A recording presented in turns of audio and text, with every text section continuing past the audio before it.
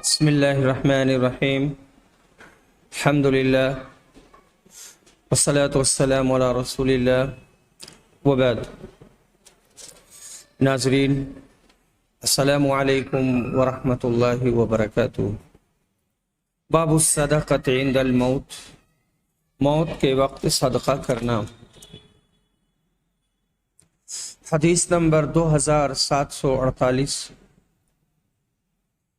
ابو ہریرہ رضی اللہ عنہ روایت کرتے ہیں کہ ایک صحابی نے رسول اللہ صلی اللہ علیہ وسلم سے پوچھا، اللہ کے رسول کون سا صدقہ افضل ہے؟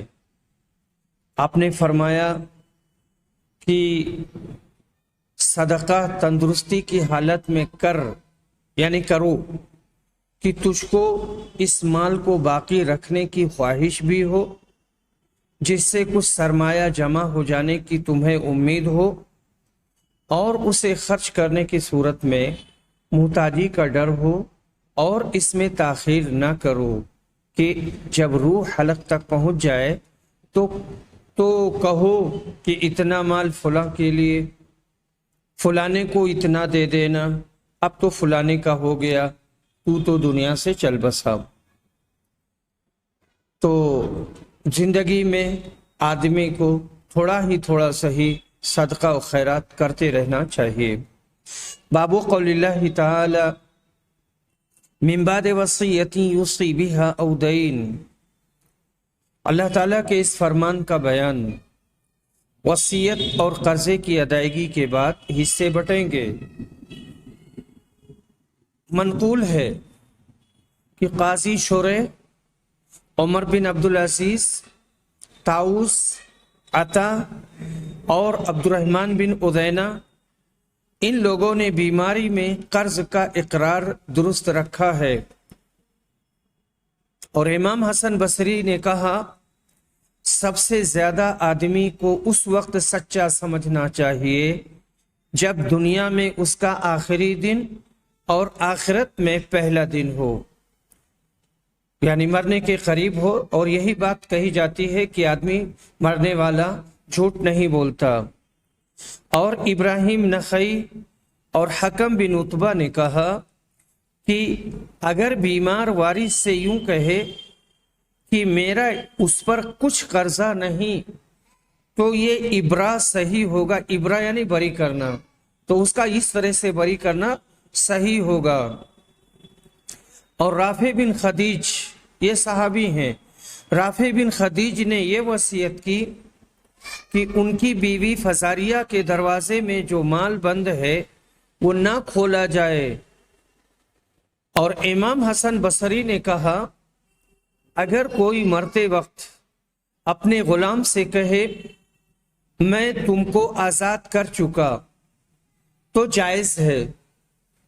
اور شابی نے کہا کہ اگر عورت مرتے وقت یوں کہے میرا خاوند مجھ کو مہر دے چکا ہے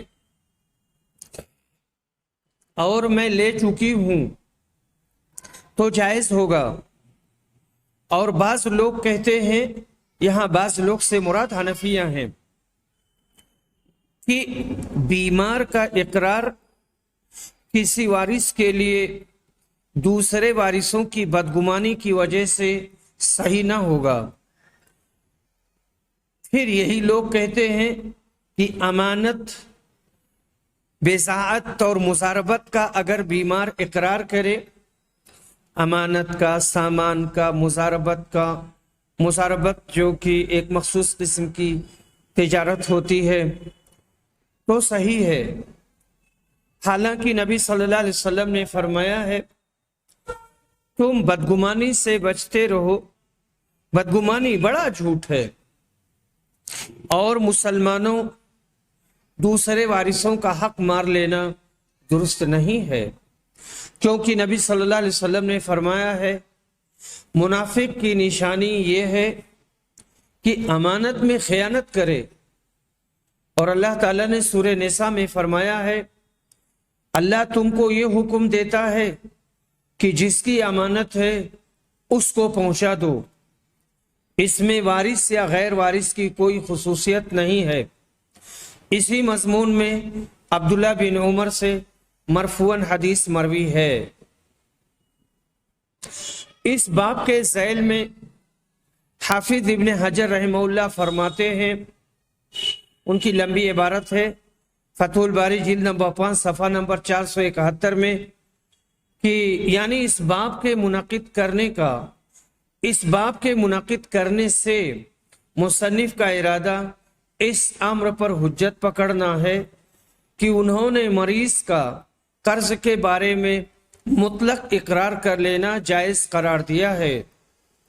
جس کے لیے مریض اقرار کر رہا ہے وہ اس کا وارث ہو یا کوئی اجنبی انسان ہو، اس لیے کہ آیت مبارکہ میں اللہ نے میراث کے اوپر وصیت اور قرض ہر دو کو برابری کے ساتھ مقدم کیا ہے، ان ہر دو میں کوئی فاصلہ نہیں کیا، اس لیے وصیت دلیل مقدم کی بنا پر وارث کے لیے منسوخ ہو گئی اور قرض کا اقرار کر لینا اپنی حالت پر قائم رہا۔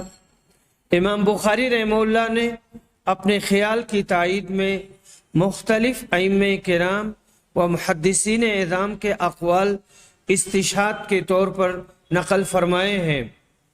شارحین لکھتے ہیں، اس کے بعد یہاں لمبی عبارت ہے، بعض حنفیہ نے کہا کہ بعض وارثوں کے لیے مریض کا اقرار جائز نہیں، اس گمان پر کہ ممکن ہے مریض وارث کے حق میں برائی کا ارادہ رکھتا ہو۔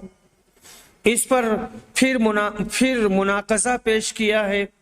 وہیں طور کی احناف حضرات نے مریض کا ودیت کے بارے میں کسی وارث کے لیے اقرار کرنا جائز قرار دیا ہے، حالانکہ یہ خیال محض استحسان کی بنا پر ہے، جس کی کوئی دلیل نہیں جسے اس کے امتناع یا جواز پر پیش کیا جا سکے۔ امام بخاری نے پھر ان پر بہیں طور رد فرمایا کہ یہ مریض کے ساتھ سوئے ظن ہے، اور جس کے لیے مریض اقرار کر رہا ہے اس مسلمان کا مال ہڑپ کرنا اس حدیث سے جائز نہیں کہ امانت کا مال نہ ادا کرنا خیانت ہے۔ مریض نے جس وارث وغیرہ کے لیے اقرار کیا ہے وہ مال اس وارث کی امانت ہو گیا جس کی ادائیگی ضروری ہے۔ حدیث نمبر 2749، ابو ہریرہ رضی اللہ عنہ روایت کرتے ہیں کہ نبی اکرم صلی اللہ علیہ وسلم نے فرمایا، منافق کی 3 نشانیاں ہیں، جب بات کرے تو جھوٹ بولے، اور جب کسی کی امانت اس کے پاس رکھی جائے تو اس میں خیانت کر دے، اور جب وعدہ کرے تو وعدہ خلافی کرے۔ باب تعویل قولہ من بعد وصیۃ یوصی بہا او دین، اللہ کے اس فرمان کا بیان حصوں کی تقسیم وصیت اور دین کے بعد ہوگی۔ وصیت جو کر گیا ہے مرنے والا، وہ وصیت ادا کر دی جائے گی، پھر قرض کی ادائیگی کی جائے گی، اس کے بعد میں اس میں خاص ترتیب ہے، اس کے بعد میں پھر وارث لوگوں کو بانٹا جائے گا۔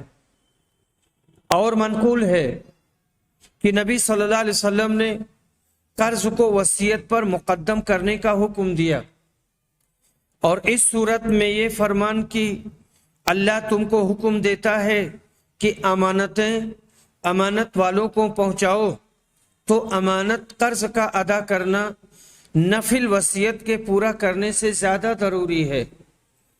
اور نبی صلی اللہ علیہ وسلم نے فرمایا ہے، صدقہ وہی عمدہ ہے جس کے بعد آدمی مالدار رہے۔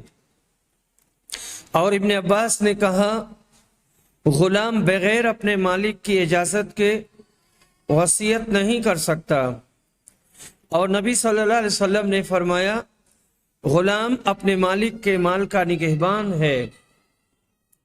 حدیث نمبر 2750، حکیم بن حزام روایت کرتے ہیں، اور یہ مشہور صحابی ہیں کہ میں نے رسول صلی اللہ علیہ وسلم سے مانگا تو آپ نے مجھ کو دیا، میں نے پھر مانگا تو آپ نے پھر دیا۔ پھر رسول صلی اللہ علیہ وسلم فرمانے لگے، حکیم، یہ دنیا کا روپیہ پیسہ دیکھنے میں خوشنما اور مزے میں شیریں ہے، لذت میں بہت میٹھا ہے، لیکن جو کوئی اس کو سیر چشمی سے لے اس کو برکت ہوتی ہے، اور جو کوئی جان لڑا کر حرص کے ساتھ لے اس کے یہاں برکت نہیں ہوگی۔ اس کی مثال ایسے ہے جو کھاتا ہے لیکن سیر نہیں ہوتا، اس کا پیٹ نہیں بھرتا ہے، اور اوپر والا ہاتھ نیچے والے ہاتھ سے بہتر ہے، یعنی دینے والا ہاتھ لینے والے سے بہتر ہے، چاہے اوپر سے دے یا نیچے سے، دینے والا ہر حال میں اوپر ہے۔ حکیم نے کہا، اللہ کے رسول، قسم اس کی جس نے آپ کو سچا پیغمبر کر کے بھیجا، میں تو آج سے آپ کے بعد کسی سے کوئی چیز کبھی نہیں مانگوں گا، مرنے تک میں کسی سے نہیں لوں گا، کچھ بھی نہیں طلب کروں گا۔ پھر حکیم کا یہ حال رہا کہ ابو بکر صدیق رضی اللہ عنہ ان کا سالانہ وظیفہ دینے کے لیے ان کو بلاتے، وہ اس کے لینے سے انکار کرتے۔ پھر حضرت عمر نے بھی اپنی خلافت میں ان کو بلایا ان کا وظیفہ دینے کے لیے، لیکن انہوں نے انکار کر دیا۔ حضرت عمر کہنے لگے، مسلمانوں، تم گواہ رہنا، حکیم کو اس کا حق جو غنیمت کے مال میں اللہ نے دیا ہے میں اسے دے رہا ہوں، وہ نہیں لیتے۔ غرض حکیم نے نبی اکرم کے بعد پھر کسی شخص سے کوئی چیز قبول نہیں کی، اپنا وظیفہ بھی بیت المال سے نہیں لیا، یہاں تک کہ ان کی وفات ہو گئی، اللہ ان پر رحم کرے۔ حدیث نمبر 2751، ابن عمر روایت کرتے ہیں، کہتے ہیں میں نے رسول صلی اللہ علیہ وسلم سے سنا، آپ فرماتے تھے تم میں سے ہر آدمی نگراں ہے اور اپنی رعایا کے بارے میں پوچھا جائے گا۔ حاکم نگراں ہے، افسر ہے، اور اپنی رعیت کے بارے میں اس سے سوال ہوگا، اور مرد اپنے گھر والوں کا نگہبان ہے اور اپنی رعیت کے بارے میں اس سے سوال ہوگا، اور عورت اپنے خاوند کے گھر کی نگہبان ہے، افسر ہے، اپنی رعیت کے بارے میں اس سے یہ پوچھی جائے گی اور اس سے سوال ہوگا، اور غلام اپنے صاحب کے مال کا نگہبان ہے، یعنی اپنے مالک، اور اپنی رعیت کے بارے میں پوچھا جائے گا۔ ابن عمر نے کہا میں سمجھتا ہوں آپ نے یہ بھی کہا مرد اپنے باپ کے مال کا نگہبان ہے اور اپنی رعیت کے بارے میں اس سے پوچھا جائے گا، یعنی جو چیز جس کے زیر دست ہے، ہاتھ تلے ہے، جس کی نگہبانی میں ہے، وہ اس کا ذمہ دار ہوگا، اللہ تعالیٰ کے ہاں اسے ان کے بارے میں جواب دینا ہوگا۔ یہ حدیث کتاب العتق میں گزر چکی ہے، اس کی مناسبت ترجمہ سے مشکل ہے۔ بعض نے کہا غلام اپنے مالک کے مال کا نگہبان ہوا، حالانکہ وہ غلام ہی کا کمایا ہوا ہے، تو اس میں مالک اور غلام دونوں کے حق متعلق ہوئے، لیکن مالک کا حق مقدم کیا گیا کیونکہ وہ زیادہ قوی ہے۔ اسی طرح قرض اور وصیت میں قرض کو مقدم کیا جائے گا کیونکہ قرض کی ادائیگی فرض ہے، اور وصیت ایک قسم کا تبرع یعنی نفل ہے۔ شافعیہ نے کہا کہ ان میں وارث داخل نہ ہوں گے، بعض نے کہا داخل ہوں گے۔ امام ابو حنیفہ نے کہا عزیزوں سے محرم ناتا دار مراد ہوں گے، باپ کی طرف کے ہوں یا ماں کی طرف کے۔ باب اذا وقف او اوصى لاقاربه ومن الاقارب، اگر کسی نے اپنے عزیزوں پر کوئی چیز وقف کی یا ان کے لیے وصیت کی تو کیا حکم ہے اور عزیزوں سے کون مراد ہوں گے؟ ثابت انس بن مالک سے روایت کرتے ہیں کہ نبی صلی اللہ علیہ وسلم نے ابو طلحہ سے کہا، تم یہ باغ اپنے ضرورت مند عزیزوں کو دے دو، قریبی رشتہ داروں کو دے دو۔ انہوں نے حسان اور ابی بن کعب کو دے دیا، یہ ابو طلحہ کے چچا کی اولاد میں سے تھے۔ محمد بن عبداللہ انصاری نے کہا کہ مجھ سے میرے باپ نے بیان کیا، انہوں نے ثمامہ سے، انہوں نے انس بن مالک سے ثابت کی طرح روایت کی۔ اس میں یوں ہے کہ اپنے قرابت دار محتاجوں کو دے دو۔ انس نے کہا تو ابو طلحہ نے وہ باغ حسان اور ابی بن کعب کو دے دیا۔ وہ مجھ سے زیادہ ابو طلحہ کے قریبی رشتہ دار تھے، اور حسان اور ابی بن کعب کی قرابت ابو طلحہ سے یوں تھی کہ ابو طلحہ کا نام زید ہے، وہ سہیل کے بیٹے، وہ اسود کے، وہ حرام کے، وہ عمرو بن زید، منات بن عدی بن عمرو بن مالک بن نجار کے، اور حسان ثابت کے بیٹے، وہ منذر کے، وہ حرام کے، تو دونوں حرام میں جا کر مل جاتے ہیں۔ جو پردادا ہے تو حرام بن عمرو بن زید، منات بن عمرو بن مالک بن نجار حسان اور ابو طلحہ کو ملا دیتا ہے، اور ابی بن کعب چھٹی پشت میں یعنی عمرو بن مالک میں ابو طلحہ سے ملتے ہیں۔ ابی کعب کے بیٹے، وہ قیس کے، وہ عبید کے، وہ زید کے، وہ معاویہ کے، وہ عمرو بن مالک بن نجار کے، تو عمرو بن مالک حسان اور ابو طلحہ اور ابی تینوں کو ملا دیتا ہے۔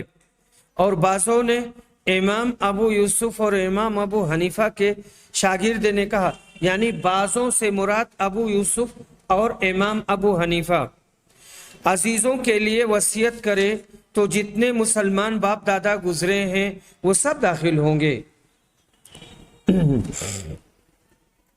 حدیث نمبر 2752 متفق علیہ۔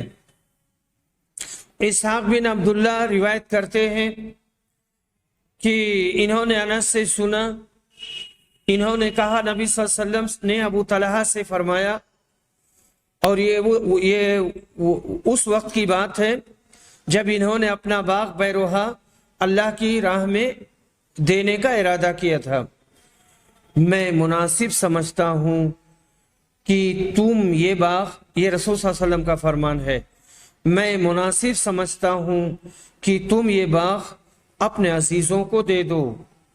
ابو طلحہ نے کہا بہت خوب، ایسا ہی کروں گا۔ پھر ابو طلحہ نے وہ باغ اپنے عزیزوں اور چچا کے بیٹوں میں تقسیم کر دیا۔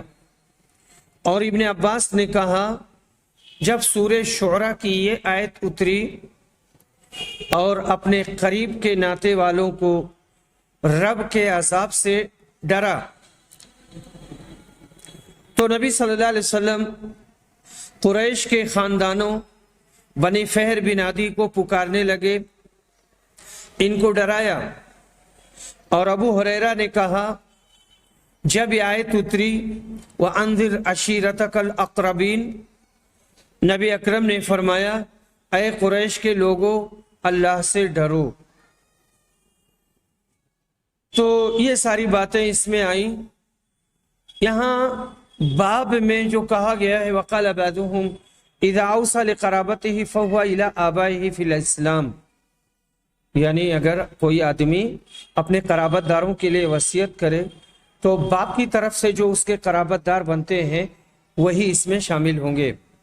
باب هل يدخل النساء والولد في الأقارب، کیا عزیزوں میں عورتیں اور بچے بھی داخل ہوں گے۔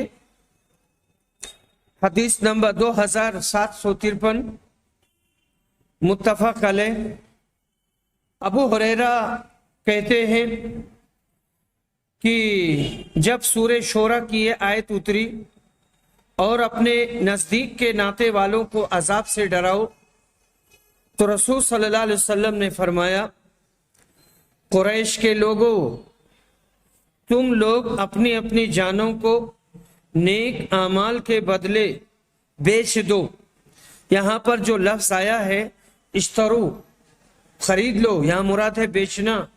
یہ جو شرع ہے اور باع ہے، یہ کلمہ ازداد میں سے ہے۔ شرع مانے خریدا، شرع مانے بیچا، اسے باب افتعال سے لائیں۔ اشترا مانے خریدا، اشترا مانے بیچا۔ تو یہاں پر اس کا ترجمہ یہی کریں گے، اپنے اپنی جانوں کو نیک اعمال کے بدلے بیچ ڈالو، میں اللہ کے سامنے تمہارے کچھ کام نہیں آؤں گا، یعنی اس کی مرضی کے خلاف میں کچھ نہیں کر سکوں گا۔ عبد مناف کے بیٹو، میں اللہ کے سامنے تمہارے کچھ کام نہیں آؤں گا۔ عباس، عبد المطلب کے بیٹے، میں اللہ کے سامنے کچھ کام نہیں آؤں گا۔ صفیہ میری پھوپھی، اللہ کے سامنے تمہارے کچھ کام نہیں آؤں گا۔ فاطمہ میری بیٹی، تو چاہے میرا مال مانگ لے، یعنی جو چاہو میرے مال سے مانگ لو، لیکن اللہ کے سامنے تمہارے میں کچھ کام نہیں آؤں گا۔ ابو الیمان کے ساتھ حدیث کو اسبغ نے بھی عبداللہ بن وہب سے، انہوں نے یونس سے، انہوں نے ابن شہاب سے روایت کیا ہے۔ پچھلی حدیث میں پہلے آپ نے قریش کے کل لوگوں کو مخاطب کیا جو خاص آپ کی قوم کے لوگ تھے، پھر عبد مناف اپنے چوتھے دادا کی اولاد کو، پھر خاص اپنے چچا اور پھوپھی یعنی دادا کی اولاد کو، پھر خاص اپنی اولاد کو۔ اس حدیث سے امام بخاری نے یہ نکالا کہ قرابت والوں میں عورتیں داخل ہیں، کیونکہ حضرت صفیہ اپنی پھوپھی کو بھی آپ نے مخاطب کیا، اور بچے بھی، اس لیے کہ حضرت فاطمہ جب آیت اتری کمسن بچی تھی، آپ نے ان کو بھی مخاطب فرمایا۔ باب هل ينتفع الواقف بوقف، کیا وقف کرنے والا اپنے وقف سے خود بھی فائدہ اٹھا سکتا ہے؟ حضرت عمر نے شرط لگائی تھی اپنے وقف کے لیے کہ جو شخص اس کا متولی ہو اس کے لیے اس وقف میں سے کھا لینے میں کوئی حرج نہ ہوگا، دستور کے مطابق، یعنی جس طرح سے رواج ہے۔ واقف خود بھی وقف کا متمم ہو سکتا ہے اور دوسرا شخص بھی اس کا کوئی ناظم بن سکتا ہے۔ اسی طرح اگر کسی شخص نے اونٹ یا کوئی اور چیز اللہ کے راستے میں وقف کی تو جس طرح دوسرے اس سے فائدہ اٹھا سکتے ہیں، خود وقف کرنے والا بھی فائدہ اٹھا سکتا ہے، اگرچہ وقف کرتے وقت اس کی شرط نہ لگائی ہو۔ واقف اپنے وقف سے فائدہ اٹھا سکتا ہے جب اس چیز کو خود اپنے اوپر اور دوسروں پر وقف کر دیا ہو، یا وقف میں ایسی شرط کر لی ہو، یا اس میں سے ایک حصہ اپنے لیے خاص کر لیا ہو، یا متولی کو کچھ دلایا ہو اور خود ہی متولی ہو۔ قسطلانی نے کہا شافعیہ کا مذہب یہ ہے کہ اپنی ذات پر وقف کرنا باطل ہے۔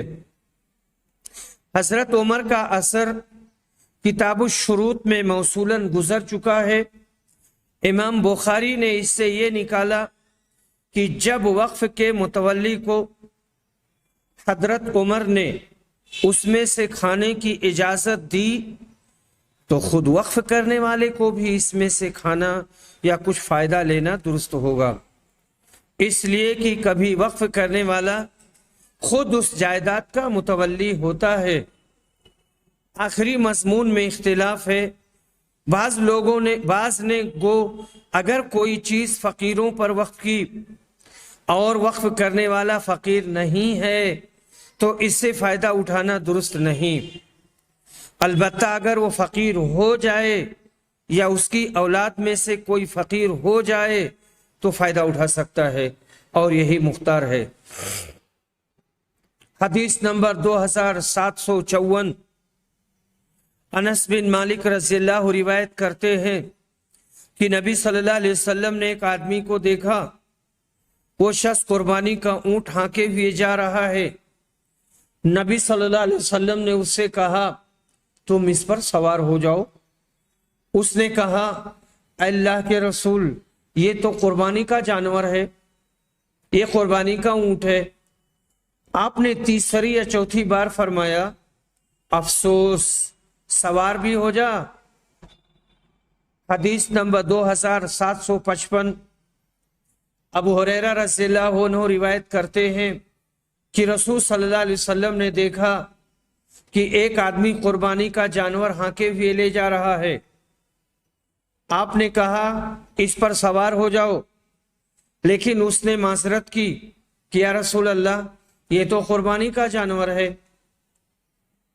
آپ نے پھر کہا سوار ہو جا۔ افسوس، یہ کلمہ آپ نے تیسری یا چوتھی مرتبہ کہا تھا۔ اس حدیث سے امام بخاری نے یہ نکالا کہ وقفی چیز سے خود وقف کرنے والا بھی فائدہ اٹھا سکتا ہے۔ جانور پر مکان کو بھی قیاس کر سکتے ہیں۔ اگر کوئی مکان وقف کرے تو اس میں خود بھی رہ سکتا ہے۔ یہ بھی ظاہر ہوا کہ قربانی کے جانور پر بوقت ضرورت سواری کی جا سکتی ہے۔ اگر وہ دودھ دینے والا جانور ہے تو اس کا دودھ بھی استعمال میں لایا جا سکتا ہے۔ وہ جانور برائے قربانی متعین کرنے کے بعد عضو معطل نہیں بن جاتا۔ عام طور پر مشرکین اپنے شرکیہ افعال کے لیے موسوم کردہ جانوروں کو بالکل آزاد سمجھنے لگ جاتے ہیں، جو ان کی نادانی کی دلیل ہے۔ غیر اللہ کے ناموں پر اس طرح جانور چھوڑنا ہی شرک ہے۔ یہاں اگر تھوڑی سی بات کی جائے کہ مسلمانوں میں بھی بعض جگہ قربانی کے لیے جو جانور چھوڑتے ہیں اسے چھوڑے ہی رہتے ہیں، اکثر نہیں باندھتے ہیں، اور یہ ادھر ادھر لوگوں کا پیڑ بھی کھاتے ہیں، چھوٹے پیڑ بھی کھاتے ہیں، کنارے کی فصلیں کھاتے ہیں، اچھا خاصا نقصان کرتے ہیں۔ تو یہ درست نہیں ہے، یہ حرام ہے اور اسے پرہیز کرنا چاہیے۔ باب اذا وقف شيئا فلم يدفعه الى غيره فهو جائز۔ اگر وقف کرنے والا مال وقف کو اپنے قبضہ میں رکھے، دوسرے کے حوالہ نہ کرے تو جائز ہے۔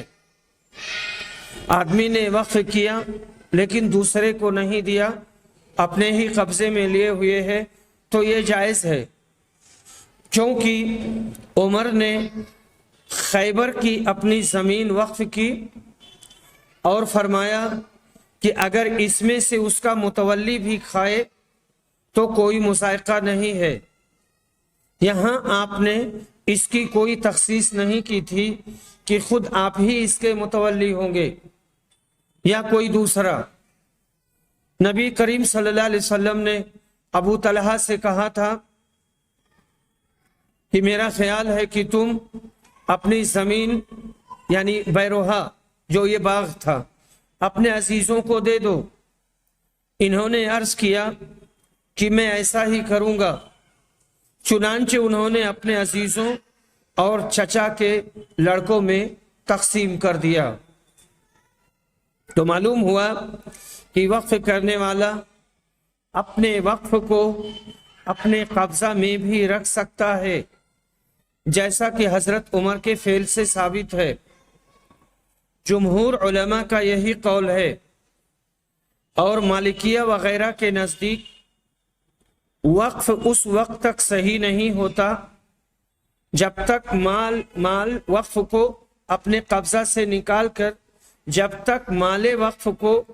اپنے قبضہ سے نکال کر دوسرے کے قبضے میں نہ دے۔ جمہور کی دلیل حضرت عمر، علی، فاطمہ کے افعال ہیں۔ ان سب نے اپنے اوقاف کو اپنے ہی قبضہ میں رکھا تھا، اس کا نفع خیرات کے کاموں میں صرف کرتے، جو بھی اسے پیداوار ہوتی تھی وہ صدقات و خیرات میں خرچ کرتے تھے۔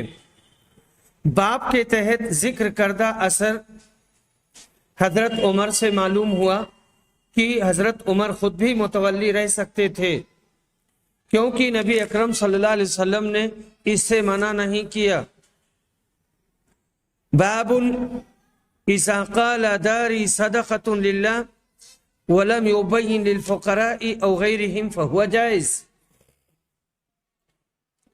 اگر کسی نے یوں کہا کہ میرا گھر اللہ کی راہ میں صدقہ ہے، فقراء وغیرہ کے لیے صدقہ ہونے کی کوئی وضاحت نہیں کی، تو وقف جائز ہوا۔ مالداروں کو کے لیے بھی کر سکتا ہے، فقراء کے لیے بھی کر سکتا ہے۔ اب اس کو اختیار ہے، اسے وہ اپنے عزیزوں کو بھی دے سکتا ہے اور دوسروں کو بھی، کیونکہ صدقہ کرتے ہوئے کسی کی تخصیص نہیں کی تھی۔ جب ابو طلحہ نے کہا کہ میرے اموال میں مجھے سب سے زیادہ پسند بیروحا کا باغ ہے اور وہ اللہ کے راستے میں صدقہ ہے، تو نبی صلی اللہ علیہ وسلم نے اسے جائز قرار دیا تھا، حالانکہ انہوں نے کوئی تعین نہیں کی تھی کہ وہ کسے دیں گے۔ لیکن بعض لوگ شافعیہ نے کہا کہ جب تک یہ نہ بیان کر دے کہ صدقہ کس کے لیے ہے، جائز نہیں ہوگا، اور پہلا قول زیادہ صحیح ہے۔ حضرت ابو طلحہ رضی اللہ عنہ نے مجمل طور پر اپنا باغ نبی اکرم کے حوالے کر دیا، اور آپ نے واپس فرماتے ہوئے اسے ان کے قرابت داروں میں تقسیم کرنے کا حکم دیا، کسی قرابت دار کی تخصیص نہیں کی۔ اسی سے باب کا مقصد ثابت ہوا۔ باب اذا قال ارضی او بستانی صدقۃ للہ عن امی فهو جائز وان لم یبین لمن ذلک۔ اس مسئلے کا بیان کہ کسی نے کہا کہ میری زمین یا میرا باغ میری ماں کی طرف سے صدقہ ہے، یعنی جن کا انتقال ہو چکا ہے، تو یہ بھی جائز ہے، چاہے اس میں بھی اس کی وضاحت نہ کی ہو کہ کس کے لیے صدقہ ہے۔ حدیث نمبر 2756، اکرمہ کہتے ہیں کہ ہمیں ابن عباس نے خبر دی اور بتایا کہ سعد بن عبادہ کی والدہ امرہ بنت مسعود کا انتقال ہو گیا، وہ ان کی خدمت میں موجود نہیں تھے۔ انہوں نے آ کر رسول صلی اللہ علیہ وسلم سے پوچھا، اے اللہ کے رسول، میری والدہ کا جب انتقال ہوا تو میں ان کے پاس نہیں تھا، کیا اگر میں کوئی چیز صدقہ کروں تو اس سے انہیں فائدہ پہنچے گا؟ آپ نے اس بات میں جواب دیا تو انہوں نے کہا کہ میں آپ کو گواہ بناتا ہوں کہ میرا مخراف نامی باغ ان کی طرف سے صدقہ ہے۔ حضرت سعد بن عبادہ غزوہ دومت الجندل میں نبی کریم صلی اللہ علیہ وسلم کے ساتھ گئے ہوئے تھے، پیچھے سے ان کی والدہ محترمہ کا انتقال ہو گیا۔ مخراف اس باغ کا نام تھا یا اس کے معنی بہت میوہ دار کے ہیں، یعنی یہ بہت زیادہ پھل لاتا ہے۔ وآخر دعوانا الحمدللہ رب العالمین۔